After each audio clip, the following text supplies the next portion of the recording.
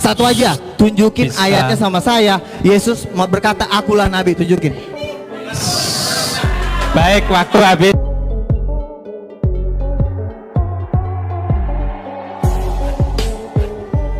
Dalam sebuah seminar tentang ketuhanan Yesus, satu topik menjurus ke pembahasan tentang perikop Matius 13 ayat 57, yang berbunyi, lalu mereka kecewa dan menolak dia. Maka Yesus berkata kepada mereka, seorang nabi dihormati di mana-mana, kecuali di tempat asalnya sendiri dan di rumahnya. Kemudian seluruh peserta seminar yang notabene adalah Muslim itu berseru, Yesus itu nabi. Beliau yang mengatakan itu. Benarkah begitu? Mari kita telah apa yang terjadi dengan ayat itu. Matius 13 pada dasarnya adalah pasal yang mengisahkan Yesus mengajar dengan perumpamaan kepada semua orang termasuk di Betlehem, Nazaret, kota kelahirannya. Jika di negeri lain pengajaran Yesus banyak orang yang dapat menerimanya, namun di kota kelahirannya justru pengajarannya itu tidak dapat mereka terima. Lengkapnya gambaran fenomena pengajaran hingga penolakan mereka itu di kota kelahiran Yesus ini adalah seperti berikut. Yesus ditolak di Nazaret, Mat 13 ayat 53 hingga 58. Setelah Yesus selesai menceritakan perumpamaan-perumpamaan itu, ia pun pergi dari situ. Setibanya di tempat asalnya, Yesus mengajar orang-orang di situ di rumah ibadat mereka.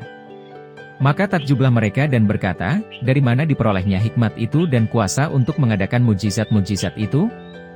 Bukankah ia ini anak tukang kayu? Bukankah ibunya bernama Maria dan saudara-saudaranya, Yakobus, Yusuf, Simon dan Yudas? Dan bukankah saudara-saudaranya perempuan semuanya ada bersama kita? Jadi dari mana diperolehnya semuanya itu? Lalu mereka kecewa dan menolak dia. Maka Yesus berkata kepada mereka, seorang nabi dihormati di mana-mana, kecuali di tempat asalnya sendiri dan di rumahnya. Dan karena ketidakpercayaan mereka, tidak banyak mujizat diadakannya di situ. Tudingan Yesus menjadi seorang nabi akibat pernyataan darinya yang menyebut, seorang nabi dihormati di mana-mana, kecuali di tempat asalnya sendiri dan di rumahnya, adalah tidak mendasar. Karena ungkapan ini tidak menggambarkan suatu rujukan yang mengarah pada diri Yesus. Tetapi ia berbicara tentang seseorang pihak ketiga yang berstatus seorang nabi dalam memberitakan kabar baik yang pada umumnya dihormati di mana-mana kecuali di tempat asalnya sendiri. Sebuah kalimat berita yang penekanan kalimat tersebut dan menjadi salah satu kata kuncinya adalah, seorang nabi, dan Yesus tidak mengatakan, aku seorang nabi. Jadi kata ini ditujukan atau merujuk kepada seseorang yaitu pihak ketiga yang berstatus nabi yang ajarannya ditolak, di mana seseorang itu adalah orang yang tidak atau belum jelas identitasnya namun berposisi sebagai nabi. Kata seorang nabi artinya adalah satu orang nabi, menunjukkan bahwa ada satu individu dengan jabatan atau posisi nabi. Seorang atau seorang nabi adalah kata penunjuk diri yang posisinya dalam struktur kalimat adalah sebagai predikat, bukan sebagai subjek.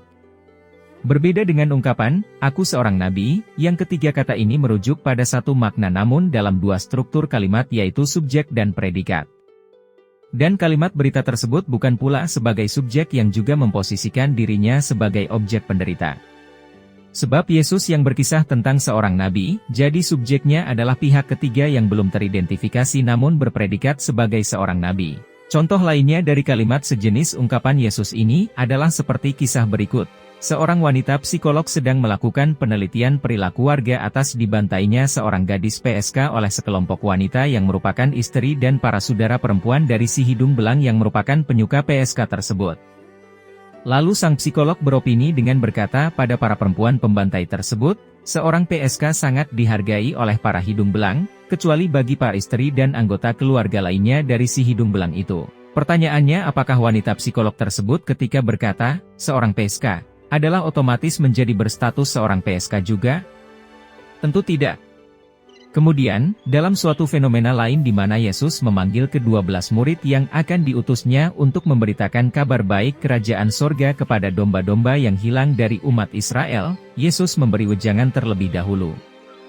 Wejangan itu antara lain pergilah dan beritakanlah kerajaan sorga sudah dekat. Matius 10 ayat 40 hingga 42 barang siapa menyambut kamu, ia menyambut aku, dan barang siapa menyambut aku, ia menyambut dia yang mengutus aku. Barang siapa menyambut seorang nabi sebagai nabi, ia akan menerima upah nabi, dan barang siapa menyambut seorang benar sebagai orang benar, ia akan menerima upah orang benar.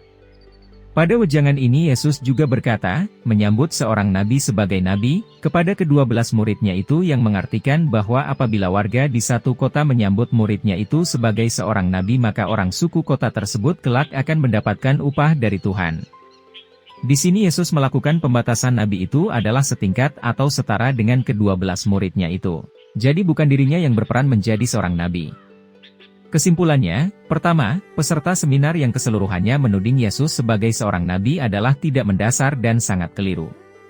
Kedua, hashtag dari konten short ini yang mengatakan di Injil Yesus berkata, "Aku nabi," adalah tidak benar alias hoax.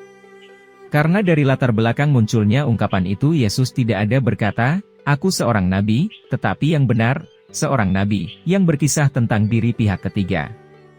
Alkitab adalah sumber sejarah yang tidak pernah melenceng.